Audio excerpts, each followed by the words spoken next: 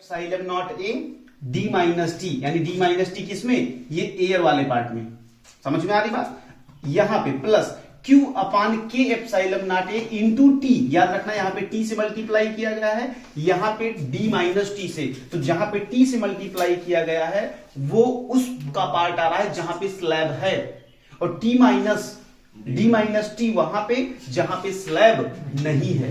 तो दोनों का जब हमने ऐड किया तो आ गया आपका क्या, Q upon epsilon naught A in bracket क्या D माइनस टी और T अपान के, ये हो गया आपका क्या V। और हम लोग बहुत अच्छी तरीके से जानते हैं कि C इज इक्वल टू क्या होता है, Q बाई V। अब एक काम ये करो कि Q हमें पता ही है, Q बाई V कर दो। जब C बराबर, जब C is equal to Q by V आपने करा तो Q अपान V, V की यही पूरी वैल्यू उठा के पुट कर दो। जैसे ही इसको आप पुट करते हो यहाँ पे Q हो जाता है, एप्सिलॉन नॉट ए ऊपर चला जाता है, और यहाँ पे क्या हो जाता है D minus T plus T by के। Q आपका कैंसिल हो जाएगा, epsilon naught A upon D minus T, upon D minus T और T अपान के। ये वो वैल्यू आ जाती है मेरे भाई जो जब आप स्लैब डालिएगा तब जो कैपेसिटेंस बन के आएगा। अब इसमें चार कंडीशंस आपके लिए बनती है। जरा सोचो कि अगर जो ये T है, ये जो थिकनेस है वो D के बराबर हो जाए, अगर थिकनेस D के बराबर हो जाएगी तो ये वाला पोर्शन वैनिश हो जाएगा, खत्म हो जाएगा। अब क्या बचेगा आपका, एप्सिलॉन नॉट ए अपान में T अपान के, तो इसका मतलब के ऊपर चला जाएगा, वो उठाना है। तो पहली कंडीशन इधर देखो, पहली कंडीशन यहां पे D is equal to T, जैसे ही D is equal to T रखा ये वाला कैंसिल हो गया, ये ऊपर चला जाएगा के epsilon naught A upon D. बहुत ही इंपॉर्टेंट, जेई में भी क्वेश्चन आया, नीट में भी क्वेश्चन आया इसी फार्मूले पे।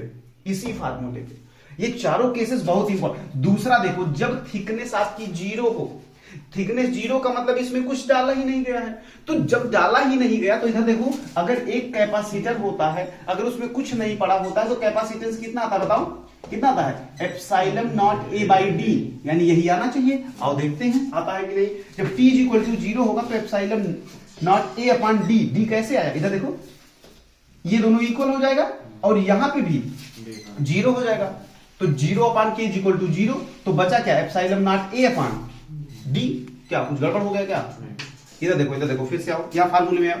जब आपका T क्या हो गया, जीरो हो गया ना, तो जब T जीरो हो गया तो अपान D बचा, और ये वाला पोर्शन पूरा जीरो हो जाएगा, तो यहां से क्या आ जाएगा, epsilon naught A upon D, ठीक है। तो ये आ जाएगा। तीसरा जब आपका परावैद्युतांक, समझ रहे हैं ना, K की वैल्यू क्या आ जाए, इनफाइनाइट, K की वैल्यू इनफाइनाइट आती है तो एप्सिलॉन नॉट ए। अब देखो ना यहाँ पे देखो, अगर K की वैल्यू इनफाइनाइट हो जाए तो ये क्या हो जाएगा, तो ये जीरो हो जाएगा पूरा, तो epsilon naught A upon D minus T, कोई दिक्कत नहीं, तो ये वाला आ जाएगा।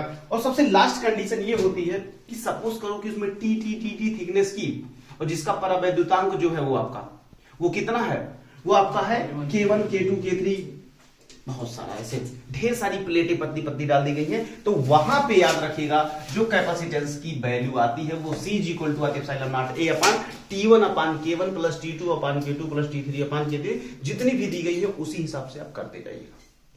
बहुत इंपॉर्टेंट है, इसीलिए मैंने इस पे स्टार लगाया, ठीक। तो इतनी चीजें कैपेसिटेंस में, जब आप किसी भी डाइलेक्ट्रिक का, जिसका डाइलेक्ट्रिक कांस्टेंट क्या हो, K हो, अगर आप स्लैब डालते हो तो क्या क्या कंडीशंस बनती है, ये चीज हम देख लेंगे। ओके।